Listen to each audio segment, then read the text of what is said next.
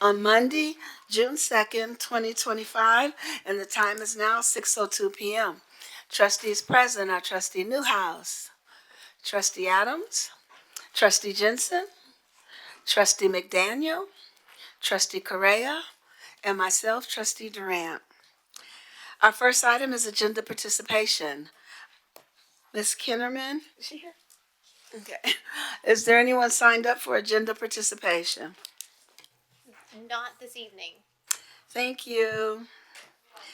So at this time, I'm going to recognize Dr. Rudy Trevino, who will facilitate the meeting from Region 4. I'll now turn the meeting over to him. Thank you, Madam President. Good evening, everyone. I tell you what, I have to self-disclose for some of my colleagues, the board members. They've been in a workshop all day, so I wouldn't blame them if they get a little fatigued here, but they're so dedicated that they worked all those board meetings this week, all those graduations this weekend, several board meetings last week, and they did their Lone Star Governance training this afternoon. Yep. Therefore, the cookies, those cookies that are running around, pass them around and just bear with them, for they have somehow, I don't know how they get that second and third win when they run the backstretch here. But thank you for your service to the trustees. And I'd have to also start with a great deal of gratitude. Thank you for making time today to come back as key stakeholders in the district, in our community. And we hope that throughout the day, throughout the next 2 hours, you're able to see a little bit of evidence of the listening process and our attempt to get as close as we could to a pretty similar word-for-word type of listening that we were able to capture throughout the input gathering processes that were followed. So I will try to end a little earlier if I can. If not, we're not going to rush through it, but if I can, I will honor some board members to get at least an extra 20 minutes of sleep if they can. So I will not go through some of these standard slides that we've done in the past, and I won't go through the norms, because y'all were an extraordinary good group last time. I have to give y'all all sorts of kudos.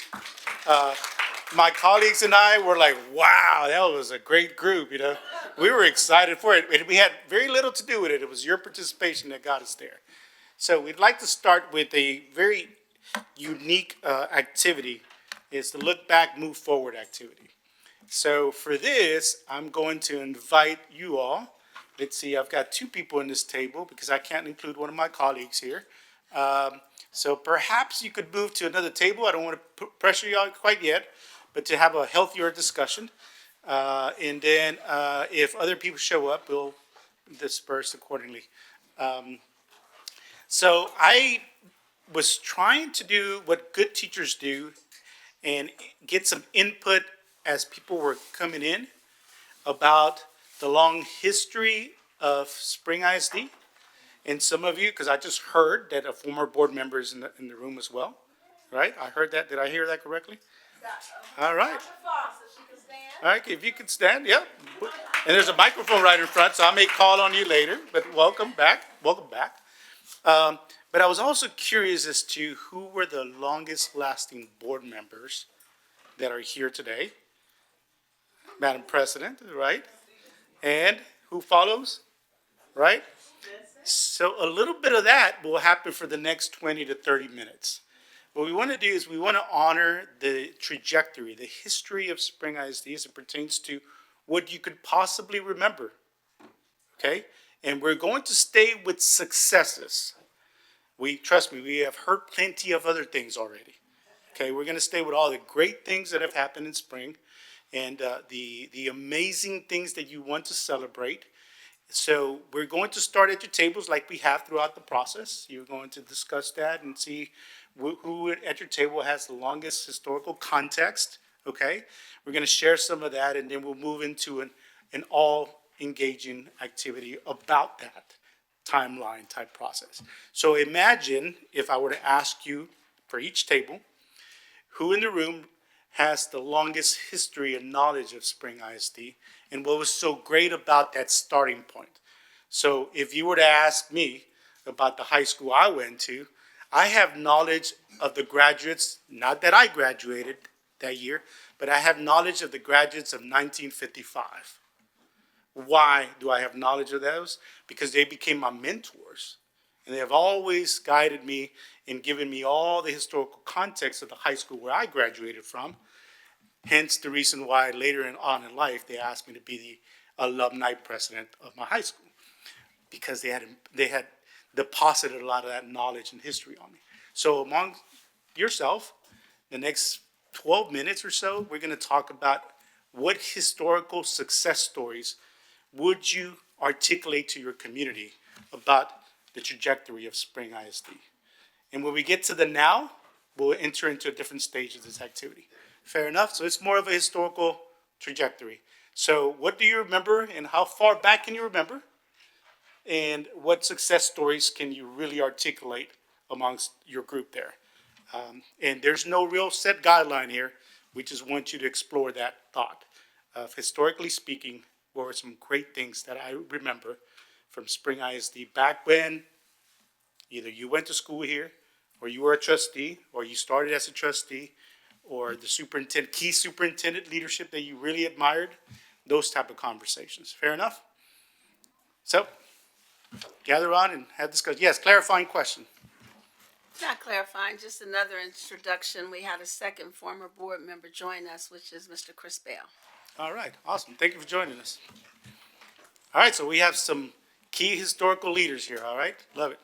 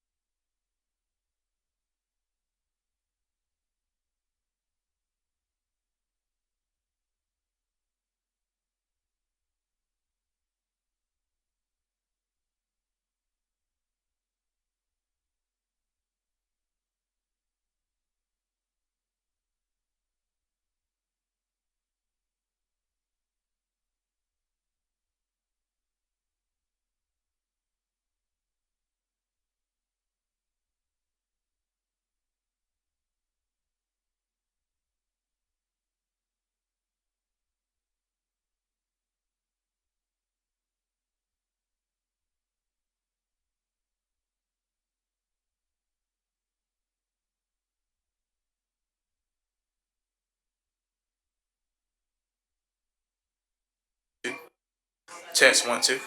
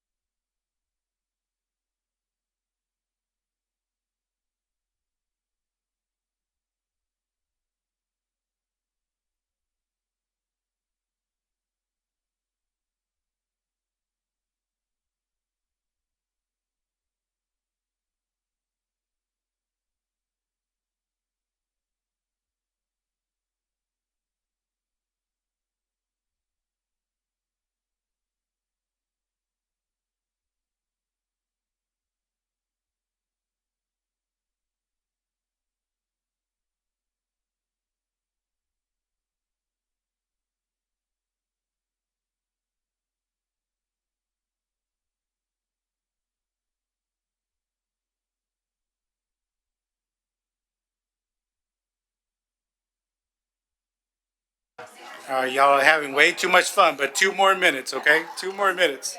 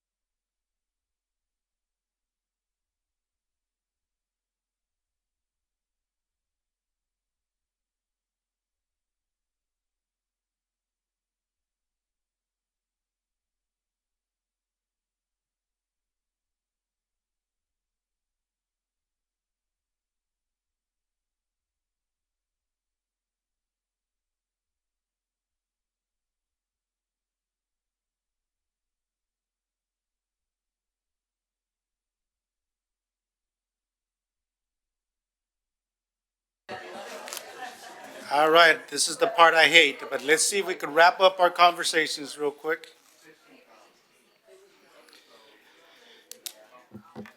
All right, I'm gonna see if I can bring everyone's attention back up here real quick. And I noticed that our LSG coach is in the room, so I have to acknowledge the fact that there's a visitor in the room. He's usually supposed to just be a very passive person in the room, but I have to acknowledge the fact that he's in the room because I'm about to wow him on reciting some of the work that he's been doing with the board. He's sitting in the back there, isn't he? So on page 207 of the Great on Their Behalf, the book states, as an entity, the board exists only a few fleeting moments. Of course, board members exist 24/7, but the board itself does not exist unless a quorum of members is present. Those precious moments are culture creating. They send a signal about what all the other adults in the organization could possibly be paying attention to and focusing on. Whatever school boards are focused on, they begin to incentivize everyone else to focus on as well. So, as it pertains to culture, I'd love to get a volunteer from each one of your tables to actually come on down to the Price is Right. There's a beautiful chair here, very comfortable chair. This time around, we are going to put that one volunteer on the spot over here, and that person would share it, whatever it is that was most memorable about your table, the most successful historical item you want to talk about. Because if you were to ask me, I'm very limited with my knowledge of Spring ISD. I would talk about Josh Beckett, okay, and I would talk about Gloria Marshall. Great limitations I have, but very limited, okay? So please wow us and take us to a brief exercise of some historical context. Select someone to come on down to the Price is Right.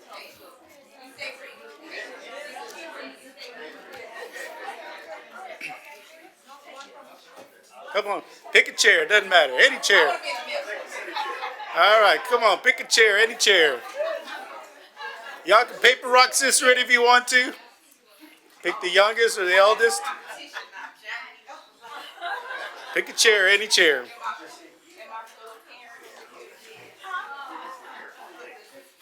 All right, here we go. We got two more. I believe they're gonna pass around one of these microphones. How are we gonna do this? You guys, these tech guys are better. You have to speak to it because it's an official board meeting. They're gonna pass one of these around.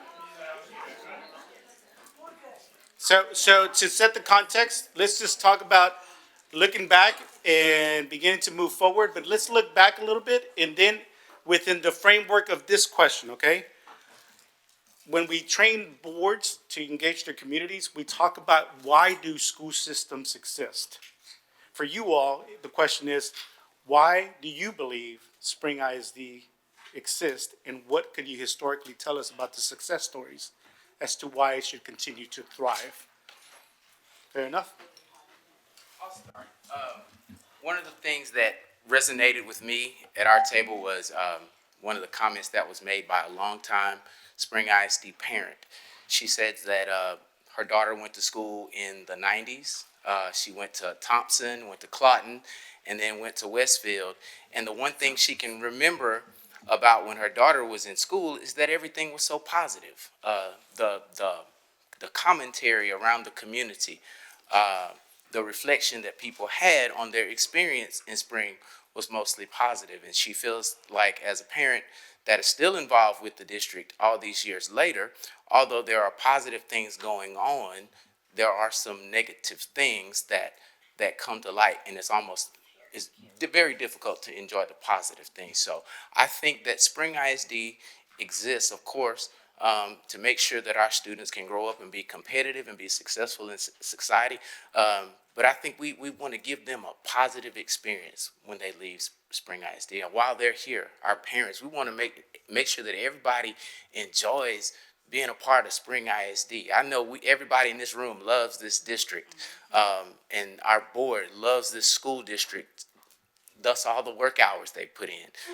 Put up with people like me, it has too much to say, right? So, we all love this district. And so, I think we would all love to see Spring ISD get back to a place where we have nothing but positive things to say. You say I was next?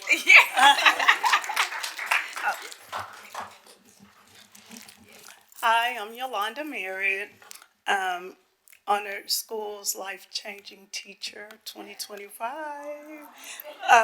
Some of the things that we talked about was piggybacking off what you said, the positive culture. As staff, teachers, we were a family. We weren't perfect, but we were a family. And we look forward to coming to work every day. When I started, I think my salary was like 40-something thousand. But we look forward to coming to work every day. We miss summers of curriculum writing and having the autonomy to be able to use the resources that the district offered with our expertise of what the students actually needed. We were also able to actually teach. I remember Ms. Kiso, I was at Clark Primary, and we didn't even have doors on our classrooms back then. And you would not hear anybody yelling, you wouldn't hear kids cutting up. It was just teaching when you came through. We also missed us being able to decorate the campuses. I mean, we used to, the theme for the beginning of the school year, the winter wonderland. I mean, any occasion we would be able to decorate the campuses, and the campuses would look inviting and warm.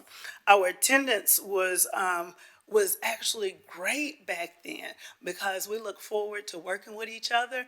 And in addition, our students look forward to coming to school.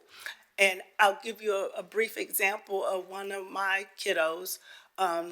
His father, he missed school, never misses school. He missed school on a Monday, and when he came back Tuesday, I was like, hey, what happened, Aaron? He was like, my father got killed this weekend in a DUI accident.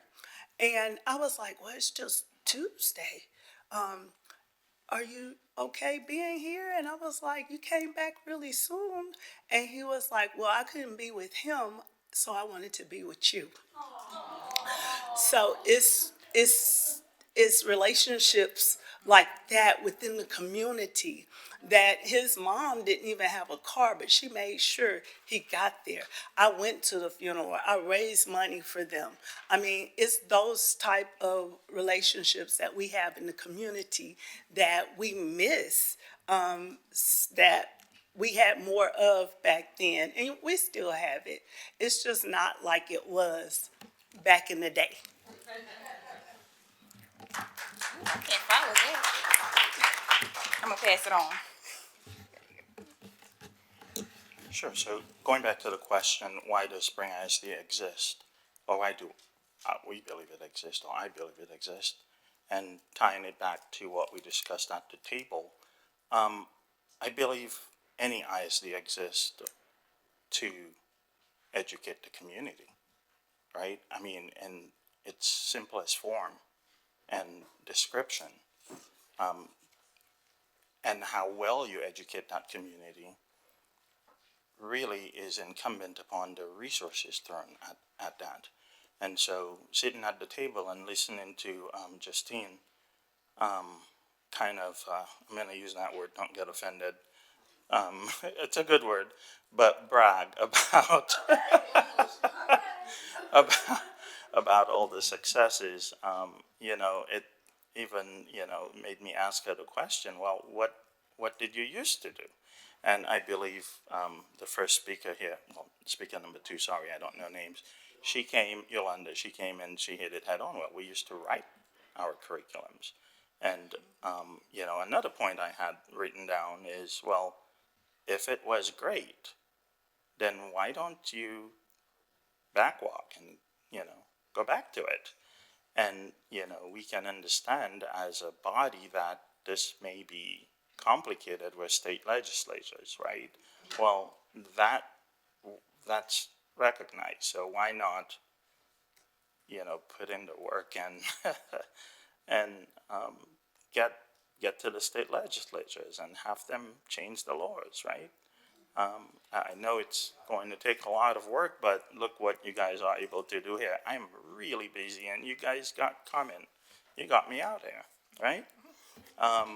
And even if I run in at the last minute, but I came. And so those are the things that you can do to enhance, what you do in the community, because the community exists for the community, by the community. And I heard, sorry, I don't know names, but she said, well, Simone Biles came from here. Well, I mean, not just Simone Biles, but there are many other people that, when I was looking at Spring, when we moved and I looked up Spring, I'm like, okay, well, it's a decent place. My neighbor said to me, it's a great place. My neighbor actually is the operations manager of Market Street in the Woodlands.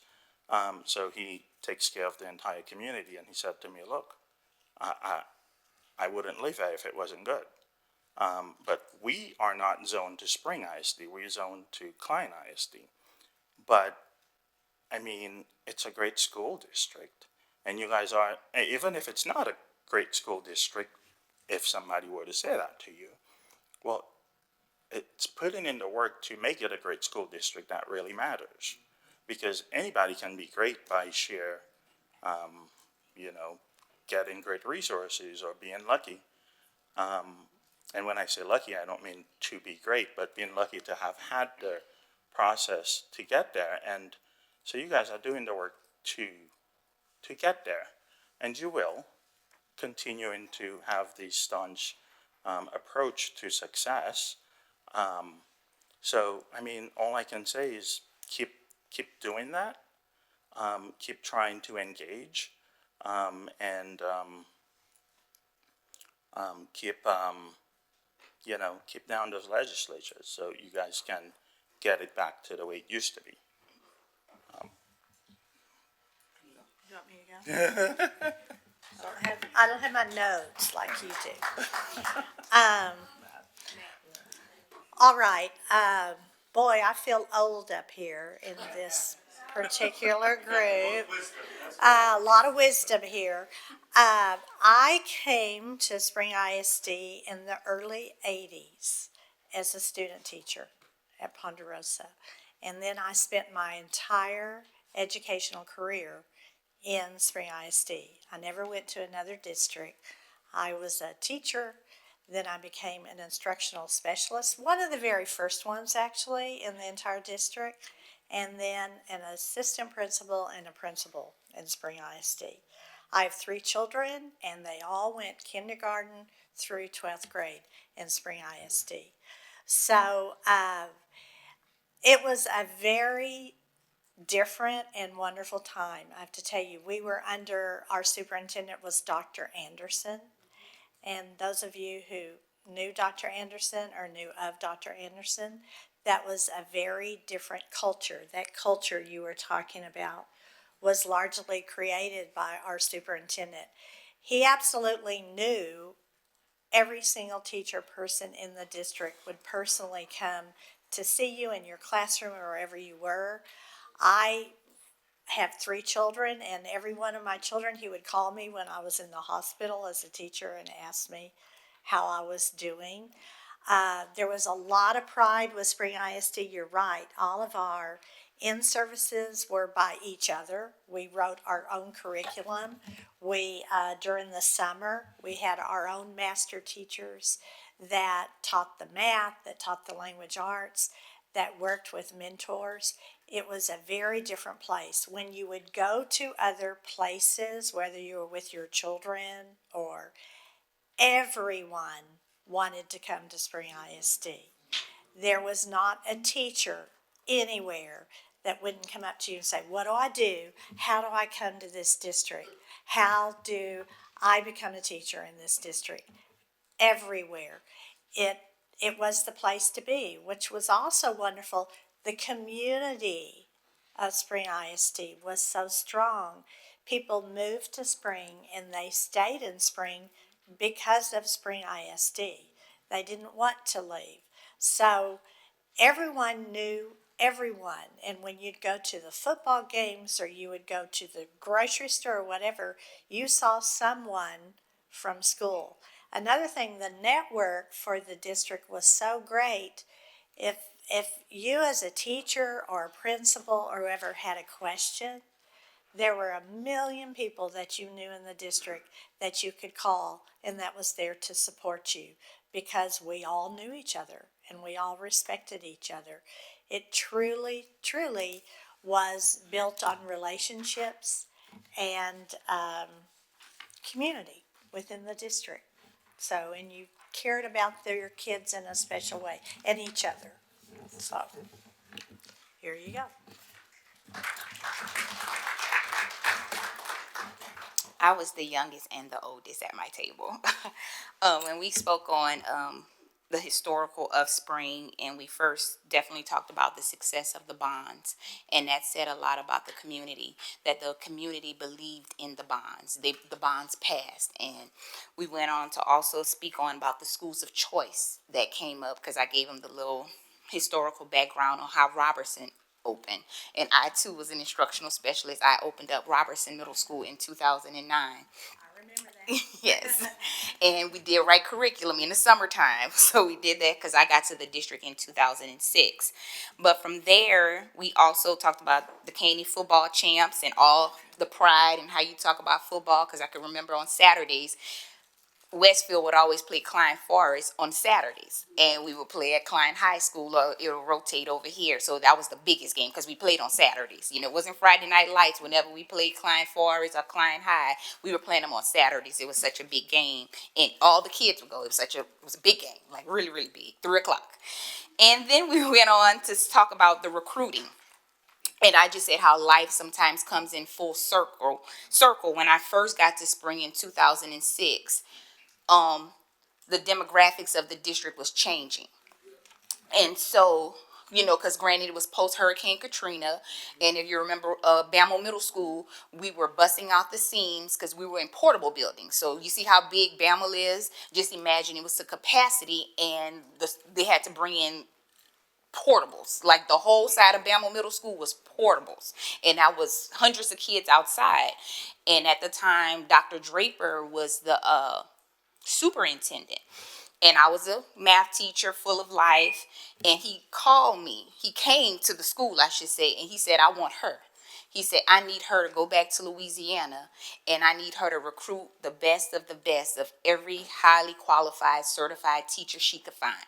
So for 2 weeks, I was off campus. I was a good math teacher, but they sent me exclusively to Louisiana to recruit highly qualified teachers because it was a need and the district couldn't keep up fast enough in order to get highly qualified teachers. And they were looking exclusively, looking at males and also African Americans to come in. But males, they wanted all males and they wanted African Americans to come in because the district couldn't keep up because we were growing at that time as well. And so we just talked about the bonds and how we never know how life takes us in circles, but it can also still take us back into getting back to the roots of, we loved it. Everything you all said up here was absolutely, I loved it. It was pride. We used to love when it was, what did we have, convocation, when we would go to Champion Forest and we would be on the bus and we had our shirts, we had the chants. We just absolutely loved it. When you talk about the bulletin boards, well, the fire marshal they don't want you to put up nothing. You walk into school like, it's boring. Y'all, how much is the fire marshal charge? I'm like, just pay the people. Let the kids see something pretty on the wall because you're absolutely right. There's nothing on the walls now. It's like, is this a school or is this a hospital or something? Like, it just doesn't. And everything you said from the curriculum, we would get together, the master teachers. If you were a master teacher on your campus, you came for the summertime. You had your voice in the curriculum when you did the planning and all of that. So historically looking back, but also we know we have to move forward. And some of those things that happened back, we can also bring them back because it worked. Some of those things work. Some of those things we know we can't do because we can't keep saying when I was in school, we didn't have cell phones. When I was in school, we didn't have emails. So we didn't have any of that. So that was it. Thank you. Thank you. Now, they did an extraordinary job. You all can get back to your tables, but if there's anyone at the table that really wants to share, we have a few more minutes on this activity, and this is very important. Probably one of the most important things we could do at any given time of an organization. What else that was historically successful that you all loved about Spring ISD that you would love to continue to move forward with? Great stories. Anyone else that would like to share? Yes. Just don't forget to use your microphone or else. Yes, there you go. Thank you.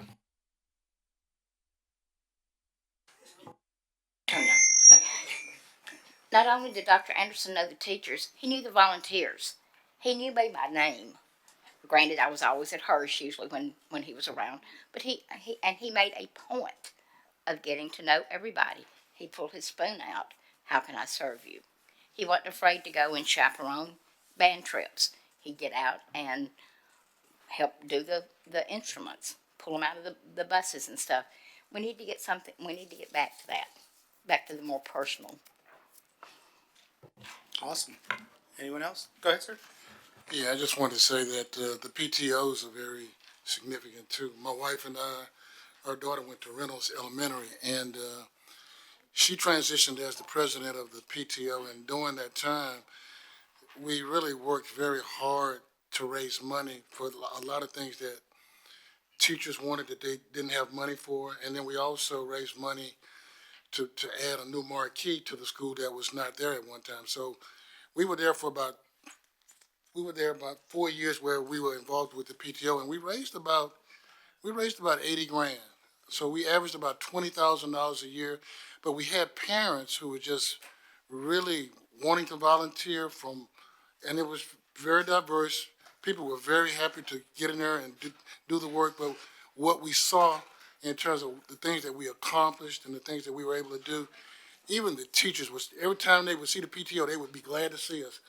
My wife would do something for the teachers. She would do something for the administrators. So that was a strong thing that I saw happen too. And we are still involved, or my wife definitely still involved with the PTO. I don't know what's going to happen this coming year as my daughter goes into high school at Winship, but the PTOs are very significant. Awesome. Thank you. Thank you for sharing. Go ahead, sir. Good afternoon. So last week I referenced something, and I've done that over the years when I actually ran across it.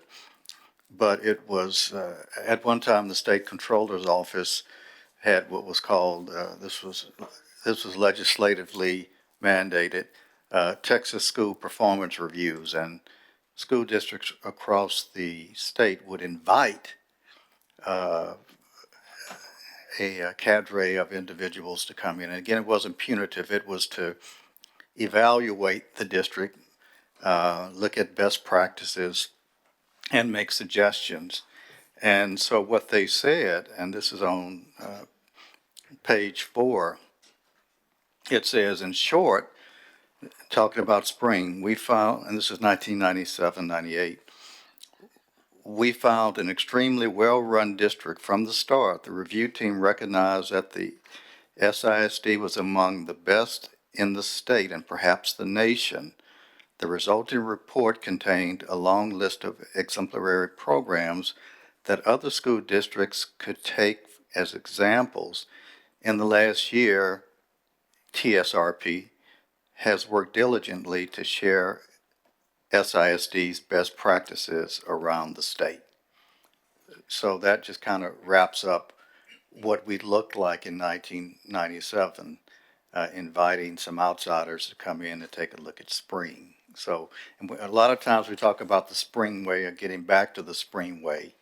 As I wrap up, I was at Winchie one day, and Winchie, before they had the ninth graders, but they had students who would tour you around because Winchie was a state-of-the-art CTE facility and major international architectural awards and everything. So the students, people were coming in from all over the state to look at Winchie Academy. And one of the students mentioned to me the Winchie way, that's what they do over there. And I've always remembered that you know, when you step into Winchie, it's the Winchie way. So just some tidbits. That's awesome. Thank you for sharing that. It's great, great information. Anyone else before we move on? The importance of culture. Now, I don't have the time to do this, but I'm going to do an abbreviated version of this. We call it the mindset and integrity process. So quickly, at your table, talk about how you will be committed to, despite of the selection, regardless of the selection of the superintendent, because the board has a very challenging task. They have to select the best candidate for your school district. That you would tell those stories to everyone you come across with. Talk about how you will tell your stories about the positive things at Spring ISD, whether it's historical or the positive worldview of what's about to happen with the next superintendent. Talk about your commitment, your integrity to change the mindset of the community, that all the past tense comments I heard will be present in future tense. How would that look? Here's the example I'd give you. If you come across someone at the HEB, or if you come across someone at the gas station, and all they have to do is talk negatively about Spring ISD and blame this group and that group, or this particular stage in our history, I heard the Katrina stage, or what have you, talk about how you make a commitment to be the advocate for the great things that are happening at Spring ISD. For the next 5 minutes, talk about how you're going to make that commitment.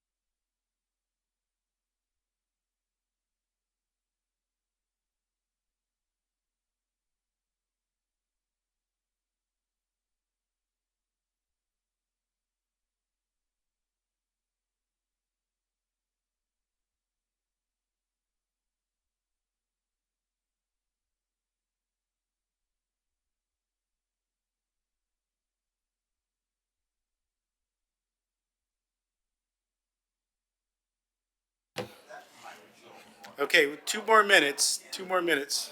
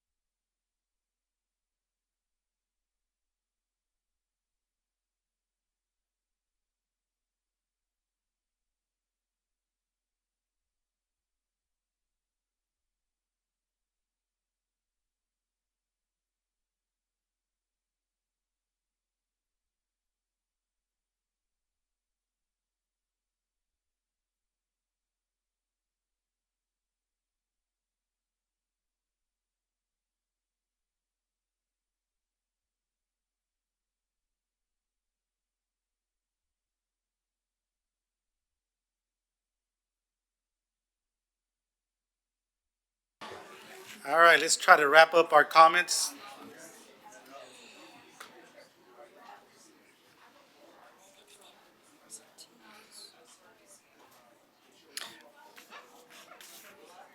All right, so a couple of things I'd like to talk about before we transition into some of the data. A couple of things I'd like to talk about before we transition to some of the data, because there is a data finding process we still need to enter into, because this is a very helpful and useful process here. But I wanted to make a couple comments. The first one is there's an interesting sense of community ownership of all of us having some sort of say in the hiring of the right superintendent for Spring ISD. And I heard some collective wisdom earlier as well.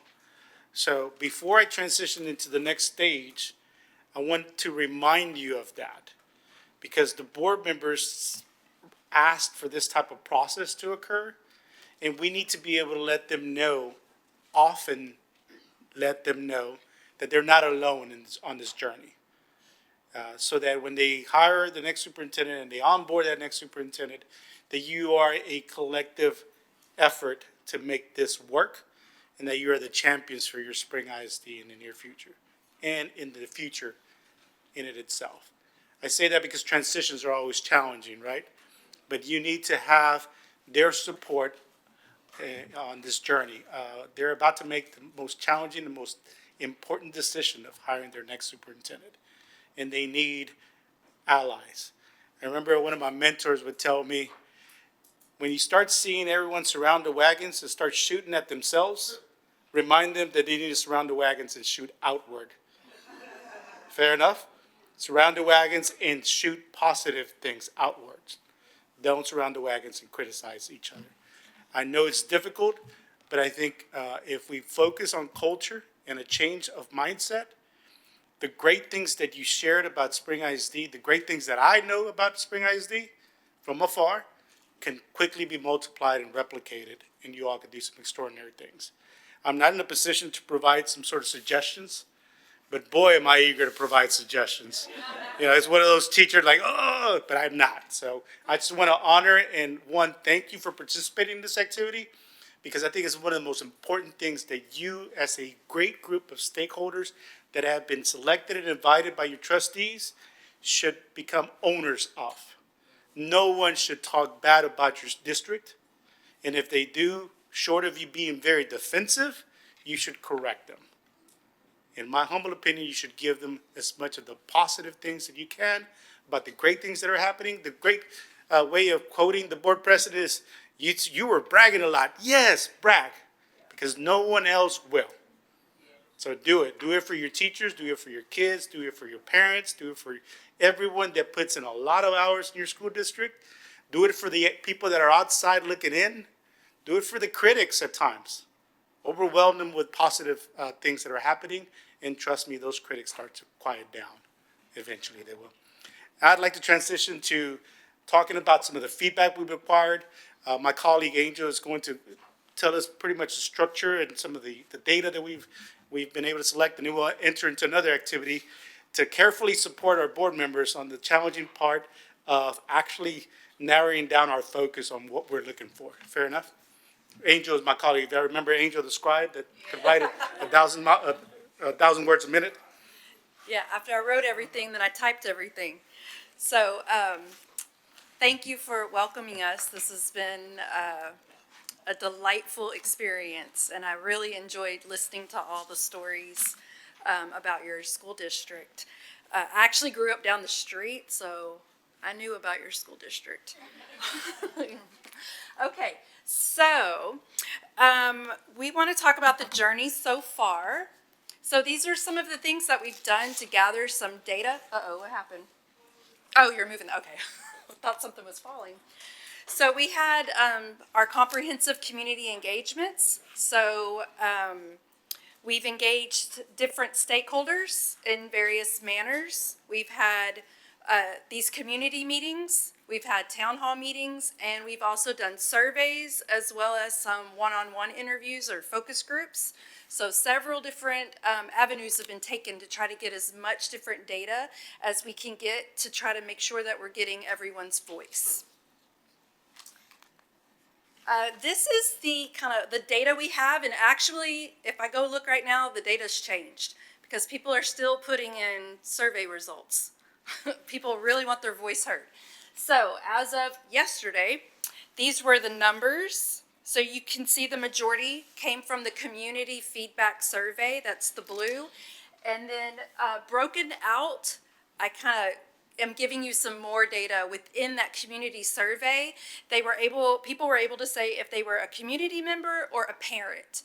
And so you can see the majority were parents that were giving the feedback through that survey. And also within the parents, so we had 346 parents respond to the survey. And then also we asked, how many students do you have at the elementary level, the middle school level, the high school level? Because we want to make sure we're getting parents at all levels. So that's what that other little pie chart is of the, or it's a donut chart. So you can see about almost 50% came from elementary, parents of elementary students. And then, hang on, I have to look on my phone. 30% came from high school and 21% from middle school. And then here is our staff. So this is through surveys and also interviews, but we had 52 central office staff provide feedback, and then 172 campus level staff. And then we did include the category for other, so that could be maybe facilities or bus drivers or food or paraprofessionals. Well, they should have put campus, but there were only 6 people that put other. So, but within that breakdown, I know it's a little bit hard to kind of see that data, but what we're including is the years that they've been in Spring ISD.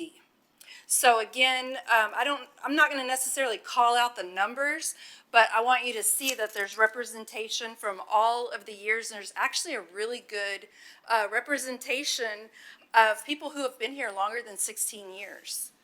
So we have the 2 years or less, 3 to 5, 6 to 10, 11 to 15, and then 16 or more, and there's a wide range of people that have been able to provide feedback. And then you can see the campus level. So there's elementary, middle school, high school, and then if they serve district-wide. So again, we just wanted to make sure, are we getting the voices from all the different campus levels, district-wide, and so on. Next are our students. So we were able to get some student responses. That's the one that keeps climbing. I don't know if their friends have found it, but every time I look, it like jumps by another 10 surveys. So it was, sorry? What's the end, the number? Oh, it's 68. 68. So that one, there's 68 students. The majority of them are high school students. And they are very vocal about what they want. They are not shy. But they really want a superintendent that cares about them and wants to listen to them.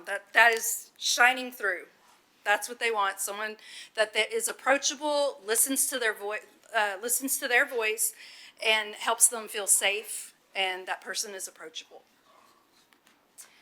Our town halls, we've had 2 of those. There were approximately 72 people. And then the town, or this committee meeting, we had 22 people at the last one. And so, of course, I couldn't put our new numbers in because we're here right now. So approximately that will double. So that's kind of all of the data around all of the different feedback that we've been able to gather and start to synthesize, which will move us into our next activity. Any clarifying questions for Amy? So what's the total end? Oh, I knew you were going to ask me that. I'd have to add 5, 6, 7, 8, 9, close to 1,000. About 1,000.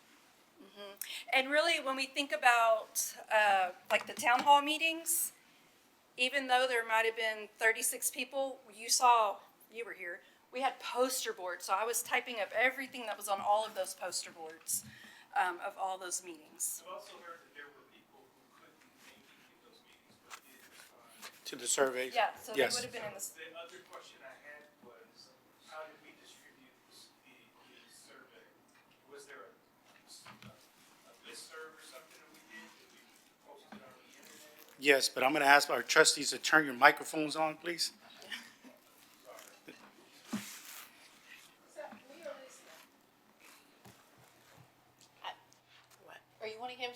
Are you wanting Mr. Adams to turn the microphone on, or do you Yes, want us to? If you could, just Yes, turn your turn microphone. So my question is, how did we distribute the survey? The survey was sent out, posted on all our social media sites. It was sent out via email to all registered emails. It was also text to all registered cell phones that we had in the district. So it went out text messaging, where they could click the link and fill it out. It went out email. I know I got the email twice. It was posted on all our social media websites as well, and it's also listed on the superintendent search webpage. Thank you, President Durant, because one of the things I heard was that we needed to do a better job as a district of marketing and communicating in the vein of pointing at myself about what I'm going to do to change things. I recognize that I'm not very active in social media. I do have a Facebook page. And so since that meeting, every day I check my Facebook and I share whatever Spring is doing. I'm liking and then sharing. That's something that I can take personal responsibility for doing and model for my colleagues on the board and for everybody in the community that there are great things happening in Spring, and they do talk about them. I know we put a lot of pressure on our comms team and our marketing team, but there's some work I can do too. So. Yeah, Facebook and Twitter is what I typically will retweet or repost. But we, as the board, gave direction that all channels of communication be utilized for the survey. Text messages, emails, robocalls were sent to the home, encouraging them to take it. It was everything. We don't get those. Okay, I'm a robocalls. parent though, so like I typically expect to see some of that stuff, or to have my wife tell me about it, and like, I just like, it's still a struggle to get all that stuff. Yeah. I think we did a pretty good job getting it out this time. Absolutely, and I just want to commend you again, Trustee Adams, because you continue to remind me to talk about I am the genesis of transformation. And I want the LSG coach to give us another check back there, all right? But thank you for modeling that you are the genesis of transformation. So what I'd like to do is talk a little bit about what we gathered from this topic, which was how can the new superintendent improve student outcomes? I'm going to get into a little bit of what we heard, and then we'll get into an activity to help the board narrow the focus there. So what we heard were some overlapping priorities when we talked about student outcomes. So some would argue that the question I posed earlier about why does Spring ISD exist, or why do organizations exist in general, public school educational systems, it's to increase student outcomes would be the generic question for that. There's no right or wrong answer, but some would argue that that's the best answer. But when we asked that question, we heard some overlapping priorities that we want to leave with the school board to be able to analyze on their own. But the themes were academic performance, college career readiness, community engagement, instructional quality, literacy focus, staff support and morale, student safety, student voice and inclusion of their voices, support for all learners, transparent communication, and trust in leadership. Those were the overlapping priorities we heard when we would ask the question about how can we improve student outcomes. I want you to take a look at that. We'll revisit that, but I did want to bring that to your attention. One of the most important questions we asked was just that. What can the next superintendent do or focus on to improve student outcomes? Without being negative, talking about number of D or F campuses or anything like that, we just generically asked that question as often as we could. And these are some of the responses we got. So there's an activity. This is not my home. I wish it was, and I wish it was in Spring ISD District. But if we were to look at our ideal home, you know, how would we build it? What type of foundation? What type of roofing? What type of structure? It's an outdoor patio. It's a wraparound type patio, or whatever it is you like. You know, like some people like pools, others don't. If you were to build and select your ideal home, what would that look like? Metaphorically speaking, we call it a parallel processing. Okay, your ideal superintendent, ideal home, if I may just set the tone there. But these are the qualities that we found. And there's a handout on your table. These are the themes that continue to emerge from all the input gathering and the data analysis we had. So we'd like to spend about 10 minutes at your tables so you can understand the stress that board members have to go on their own. Select the top 5 qualities that you could agree on at your table. And again, there's no right or wrong, but just select the top 5 qualities that you would select, that you would really believe in. Land on those in the next 10 minutes or so, and then we will move on to the next part of this activity. Again, these are the emerging themes, and we'd ask you to select the top 5 qualities that your table could agree on for about 10 minutes.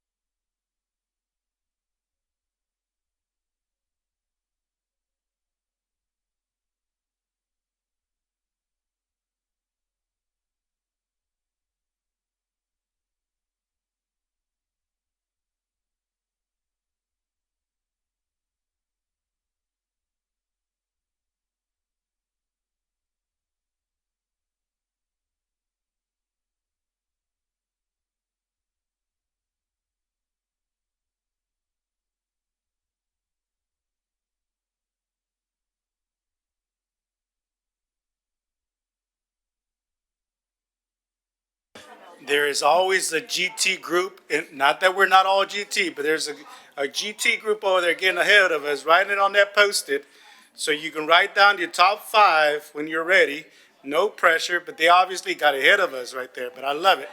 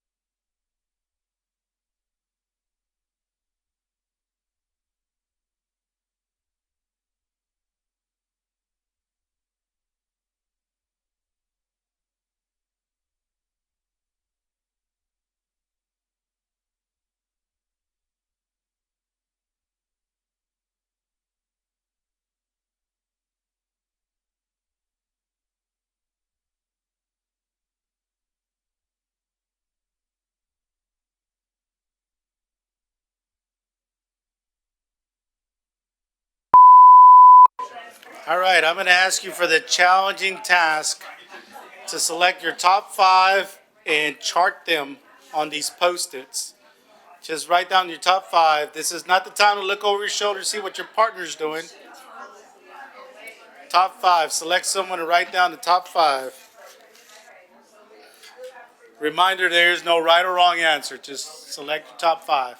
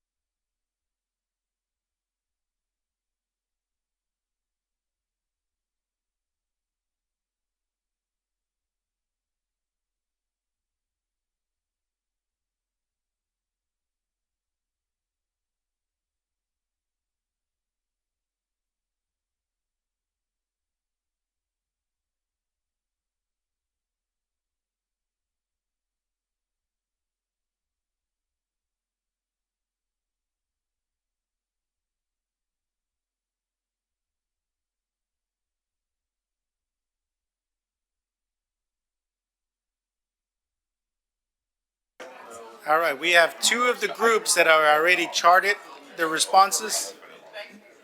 If I can nudge the other 3 groups, please.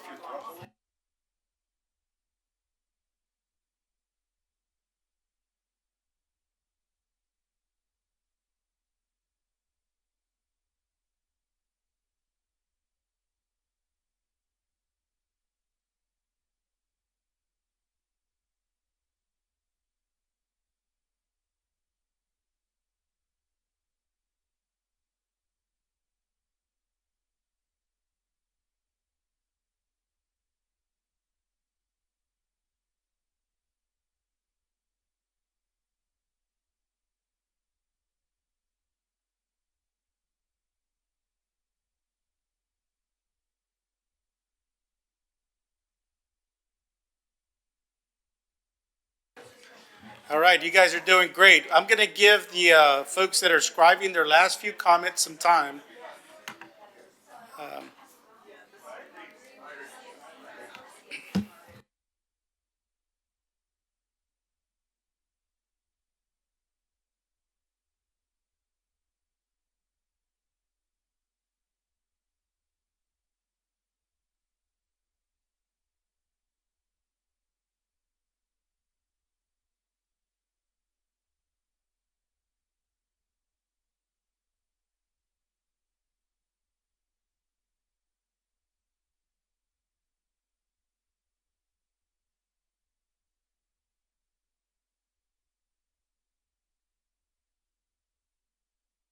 All right, we're almost done. We have one more group. I'm not going to put them on the spot, but if I can have everyone's attention back over here real quick, and then we'll let them have some time to generate their thoughts, and we'll be kind and generous. Let me just do a quick disclaimer. Keep in mind that everything that was on these descriptors were from what we heard from our community meetings and all the different interviews and surveys and all. So this is the spring voice. So it's challenging for even us to use all sorts of great chats and all those beautiful things to eliminate processes, because this is your community. So we wanted to do this activity for you to also see how difficult it is for us to narrow the focus for the board. So this is what the community said. And some of these, I hope you've heard if you've attended one or two of these meetings. The reason I say that, it's because while our group is finalizing their thoughts, I'm going to share a couple of things that we heard. Almost verbatimly, and I'm going to scoot over. I know it's hard to read, so I'm going to read it for you, okay?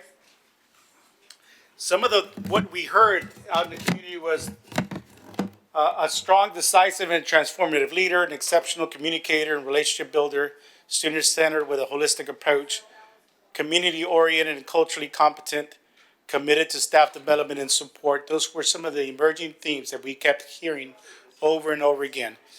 But having said how difficult it is for us to narrow down our focus, here's the next challenge.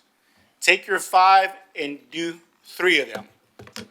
Eliminate 2 out of the 5.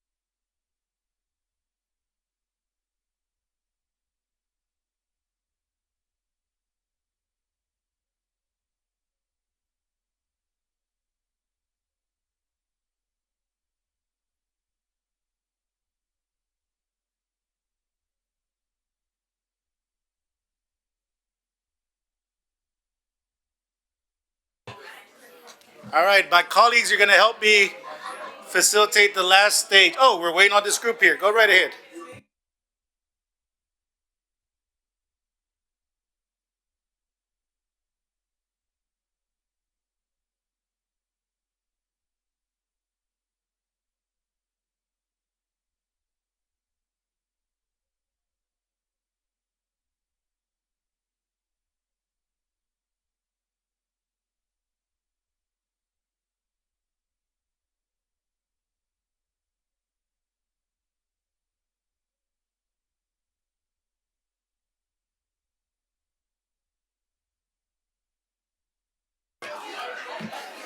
All right, it sounds like we're having a lot of fun, so we're gonna try to move us forward here. Try to keep us within time. So, oh.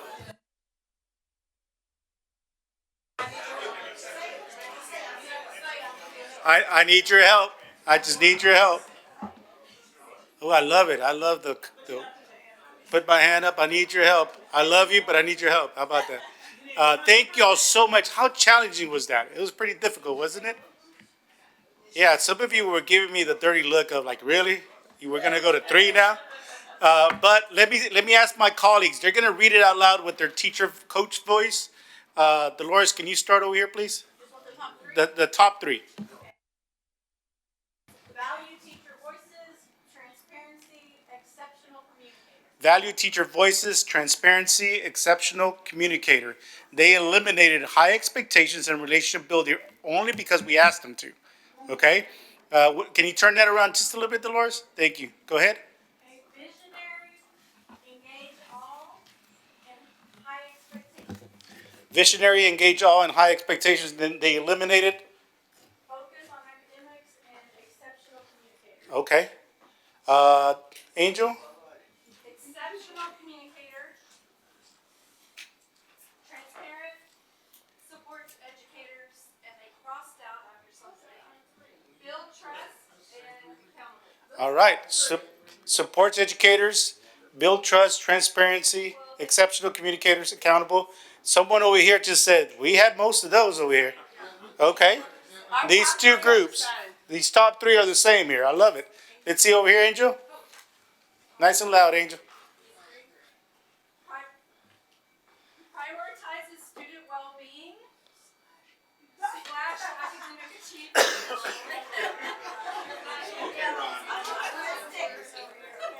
I love it. They wanted to create another one. I love it. Engages all staff, students, community, readiness for post-high school life. And then relationship builder and visible, right? Invisible. Relationship builder was over here as well, right? Great, Paul. All right. The first 2 this amazing group had to push out were relationship builder and financially responsible. The final 3 were student-centered, transparent, and bold risk taker. I see transparency on several, right? Even if you scratched them out, I saw high expectations on several. Build trust, relationship building. Yeah. The theme is rising, sir. Yes, the themes are rising, right? Wow, and just so that we can all be on the same page, this is the challenging part for the board. And I'm gonna go there a little bit, so forgive me. On the vocational religious side of it, we call it the spirit of discernment, right? They have to be able to discern amongst their candidates which of those candidates would be the best fit for their district. And they can use some of these now as part of their guiding principles to be able to carefully select. Now, they could also walk in with the long sheet of paper we have for them. It's their choice, but at least they have heard from a range of citizens and stakeholders a consistent pattern of identification of these qualifications. Fair enough? And this is all based on the voices that we have been hearing from your community. Any thoughts or? I'm Nicole Johnson, by the way.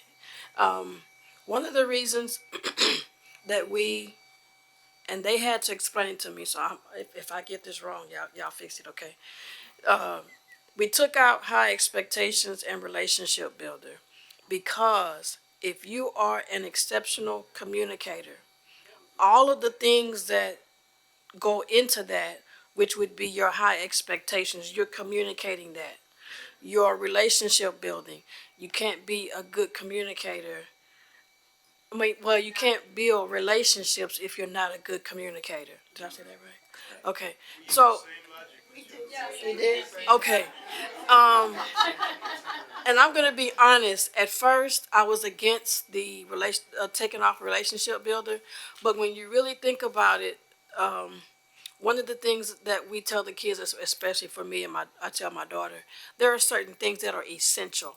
Like if you have good communication skills, there are a lot of things that you will be able to do, and it goes throughout your life. And so for me, looking at this particular list, the communicator to me is vital, because if you're a good communicator, you're going to be transparent. And for us, we talked about transparency and not necessarily making the district look better than it really is. Tell me what it is. If it's not good, then we need to work together to change it. But if you're not transparent, um, that can actually, I don't want to say it the wrong way. It can come back to bite you. I'm gonna say it like that way. Fair enough. But I just feel like for us, and access, especially for me as a parent, if you tell me where our issues are, and you tell me where my kid needs help, I feel like the rest of that will work itself out. Great. Thank you for sharing. Anyone else would like to share? I'm just going to summarize in my own words. I do have. Sometimes we do problem avoidance, and that's what you're referring to. Right. Yes. Go ahead. So sir. we had very much the same sort of conversation here. For me, an exceptional communicator is more than the person who can give a good speech, who's a good orator, or even a good writer. To me, all the really good communicators listen. And they hear people. They hear between the lines. They're checking out body language. They're doing all these other things to help them to take in information and then to give it back in a way that inspires people and gets them to move along. So, Thank you for sharing. Anyone else would like to share? Yes. And so we spoke to the bold risk taker, and that goes back to what President Durant has said once before about constantly kicking the can down the road, or keep coming back to why are we here? You know, we need someone to where when they make a decision, they're going to get that pushback, you know, depending on what that decision is. And now you got to be that risk taker, willing to take the risk to say, you know what, we're not going to have cell phones and other electronics inside the classrooms. We're going to take those out and put those inside the pouches. You're going to have a parent up here, you know, why my child can't have their phone? If that's the decision, you know, let's live by that decision. And in order to bring our district back to where we were, is going to have to be those type of bold risk-taking type of conversations that may not be agreed upon with everyone. Like our sergeant over here was talking about kids coming back inside the classroom. Like, why is this kid still here? Well, you can't suspend them. What was it, Yolanda? What? 10 days. But 10 days, you know, instead of, no, we need to figure out a different method to recapture the classroom. And that's going to be a part of that bold risk-taking decision. Anyone else would like to share anything? I think just in general. I need the microphone. I love you, but I need the microphone. Okay, y'all can hear me now?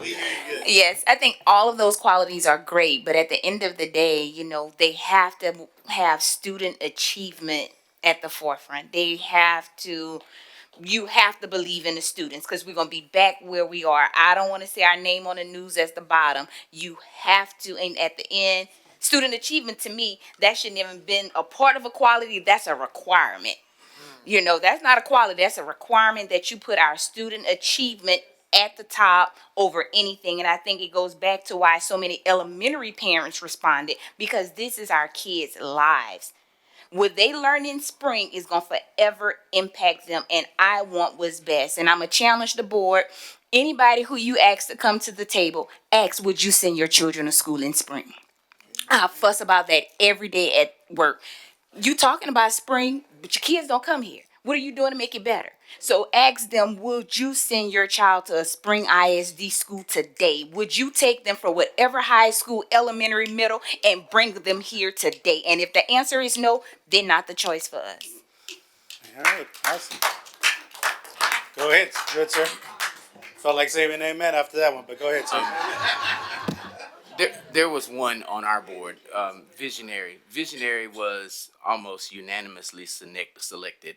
at our table. I think it's important that whoever comes in has to have a vision for where they want to take the district, which also ties into experience in education administration. We need somebody that's coming in to lead principals, and she's talking about increasing in student achievement in academics. Then whoever's going to lead the leaders, you can't lead somebody where you've never been. So we need somebody that has exceptional experience, particularly in the most complex levels of education administration. Where are we seeing the most need? High school, special education, at the central administrative level. We need somebody that has really intricate insight into special education administration. Look at the areas where we have the lowest. We need somebody with very detailed insight and experience in these areas and at these levels of administration in order to set our district on the right course. Awesome. There's another comment up here. I just need a mic. There you go.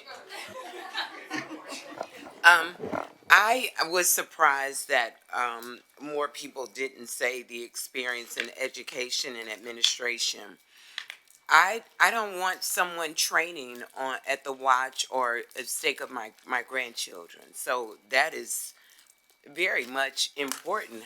How do you do that without having ever been there? So I was just surprised that nobody had that up. Okay. Well, can I go? Go ahead. Go ahead. Sorry, what's your name? Are you a teacher? I'm always a teacher. Okay. Went to school to be a teacher. I'm always an educator. I like you. She's in our HR department. Yes. I like you. Let me say this, I work in the central office, but I tutor math at Major Elementary. So Yeah. on my way to work, I drop off 30 minutes every day and tutor my 5th grade students in math. So I chunk it out my schedule. So Yeah. Well, kudos to you. I like you. Anyway, I'm just tying this back. I think what needs to happen is to understand that all these qualities are great qualities and that nobody's chucking anything off this list.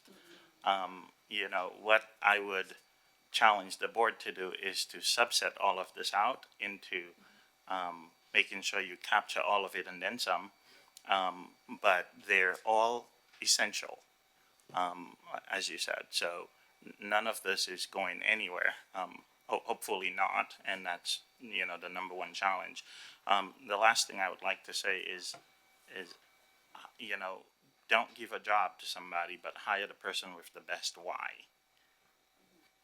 Because if they have their best why, then they will have that conviction of in the spiritual sense of education. So, yeah. Thank you so much. I'm going to take one more comment, and if not, I'm going to try to wrap this up. Trustee Correa? Just real brief. So since we're here with our LSG coach and some of the language that we're using, and this is a community, so it's just a brief teaser. We're going to be changing our focus. LSG, Lone Star Governance Coach. Thank you. We're going to be changing some of our language and changing it away from achievement to growth. So when you were saying achievement, again, I'm not going to say a whole lot, but this is a good introduction because this is a community and you're going to start hearing that from us, that our focus is shifting from achievement to growth. So more to come. I'm going to piggyback on that just a little bit because my table did say visionary, and I said the board sets the vision, not the superintendent. So that's probably why it wasn't on our list. But we heard your comments about the vision, and we will take that into consideration. And But I while did we have explain two how we're trustees and board president, I'd like to try to wrap things up and say final word from each one of the trustees as to what did you hear from the stakeholder committee tonight, and how will this feedback guide your decision making as we move forward. So, go ahead, trustee.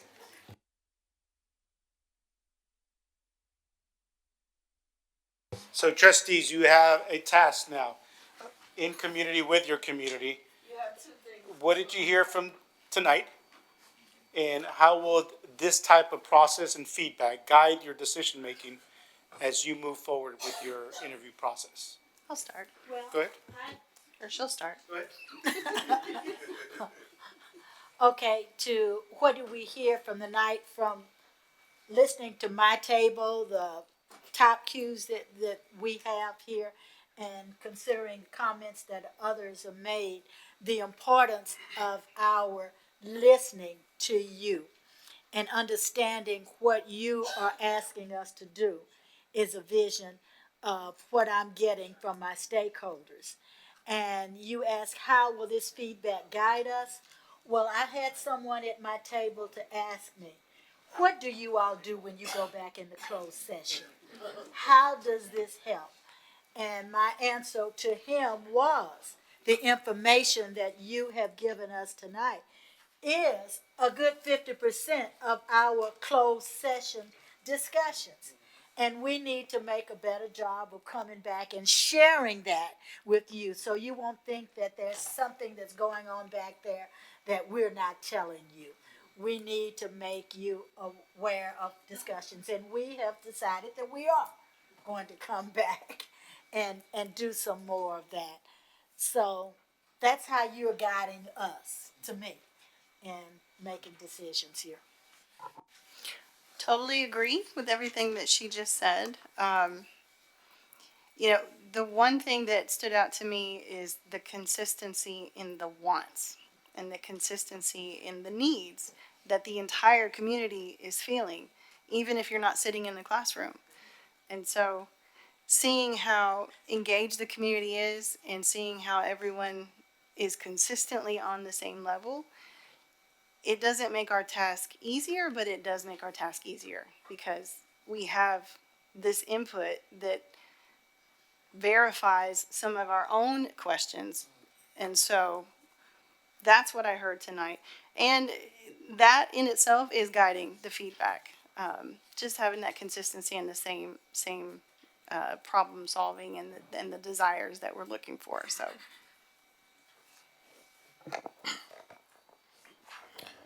My dad used to say, actions speak louder than words. The fact that you all have been so committed to this process, and you're taking, we're doing 410s at my job. So after 10 hours of work, however long you were at work, you're still here, says to me a lot about your commitment to this district, to the students, to the children in this district. So that's the first thing. The other thing, and the gentleman over here, what is your name? Matt. What's your why? I've been thinking about this for a few weeks now, and so I've been writing questions that I think I want to ask the superintendent and emailing them to myself. I'm going to email your question to myself. I think the real thing I'm taking away from this is the commitment of our community. And I said this when our bond passed and everybody was surprised that we passed EPIC. There's something different happening in spring. It's a different flavor. When we were going through all the mask controversy, when we're dealing with some of the library issues, there's a different thing happening in spring. Our community is engaged. We don't have people coming from outside disrupting what we're doing because I think people know better. I think people know that we act here in spring. So that's what I'm taking from this. I'm gonna monitor myself for the rest of it. Thank you all. Thank you. Thank you. Any other trustees would like to share? Hi there, I'm Debbie Jensen, and I was really thinking about the qualifications to be the job as superintendent.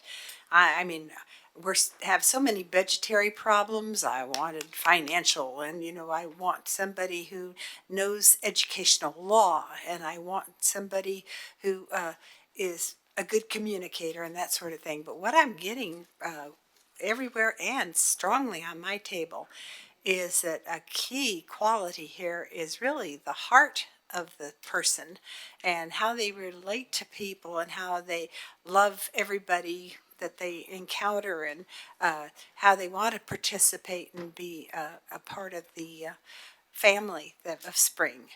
And so I'm glad for you to humanize me tonight when I was really worried about, the technicalities of the job. And just remember that when you talk about your why and your heart here. Thank you so much for sharing. I'll share. One thing I heard tonight is that spring has strong roots. Everyone that shared at the front in all of our discussions about the past, the Spring ISD, that sense of pride that bubbles up is still there. And so we have an opportunity to bring that back. Thank you for that word, to recapture that. And I believe that this process is helping us to do just that. How this feedback will guide in our decision making.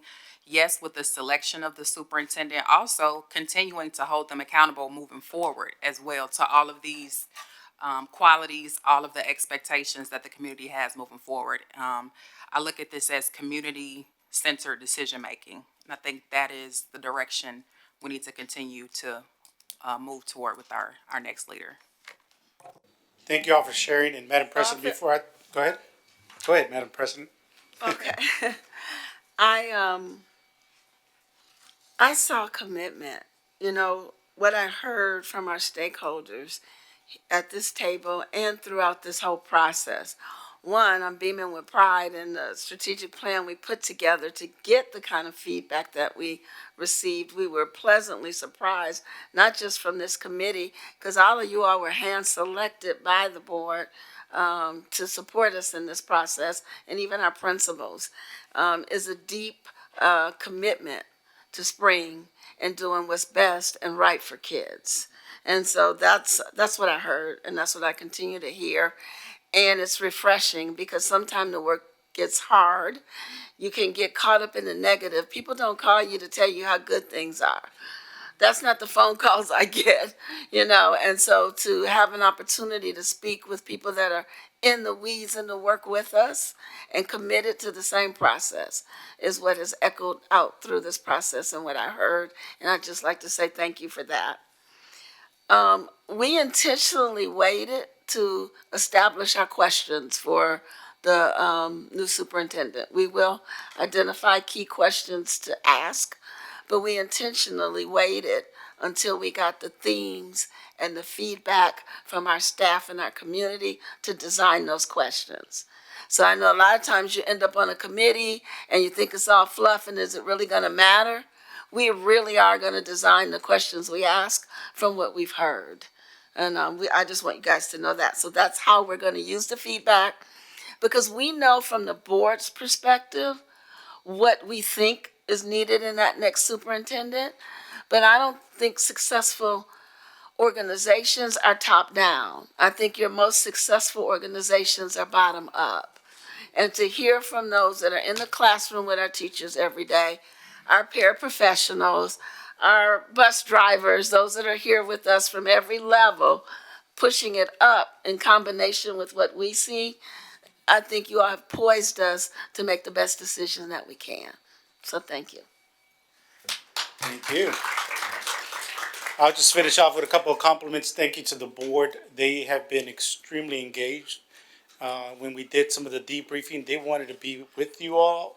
The last town hall meeting, they wanted to be with the community as well. It takes a lot to sit, listen, make yourself vulnerable. It takes a lot. So kudos to you as trustees for being in the community and listening to your community. I'm going to make it a little bit about myself, even though we're always taught not to, but only because of the question of the why. My why is to at some point influence communities, to grow and do great things for kids. My why is to remind everyone that our organizations exist to increase student outcomes. That's my why. And thank you for allowing me to be privileged and honored and blessed to be able to carry out a little bit of that. We will return to the board Tuesday next week with a report, a more detailed report from some of the additional feedback we gathered.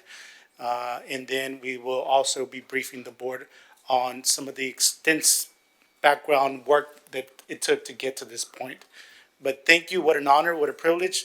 Madam President, congratulations, because when you and I talked a while back, I think this is kind of what you had envisioned. So congratulations for that, and thank you so much for allowing us to support you.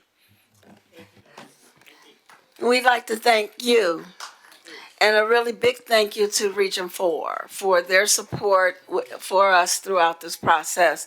We've had several board members have mentioned LSG, which is Lone Star Governance Training. And it's a training that is done by the state. And following the processes, you can become an exemplary board.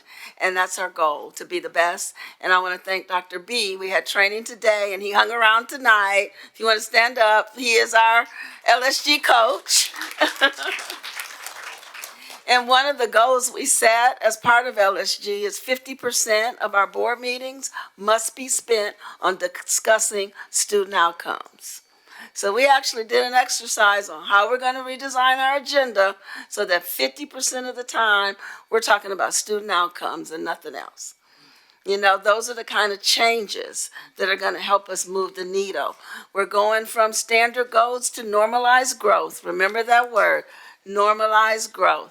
We'll be singing it from every board meeting and every podium for the next few months and every campus, because we're going to expect our kids, our campuses, everyone to grow 10%. Not get to the 59% on STAR, but we want 10% growth for everyone. That'll move all of us, right? So keep your eyes out for that. I just want to say thank you to everyone for being here this evening. If my colleagues don't have anything else, I'm going to go ahead and entertain a motion to adjourn. Madam President, I move that we adjourn tonight's special call meeting. Second. It's been moved by Trustee Adams and seconded by Trustee Correa and Jensen and McDaniels. And we adjourn tonight's meeting. Is there any discussion?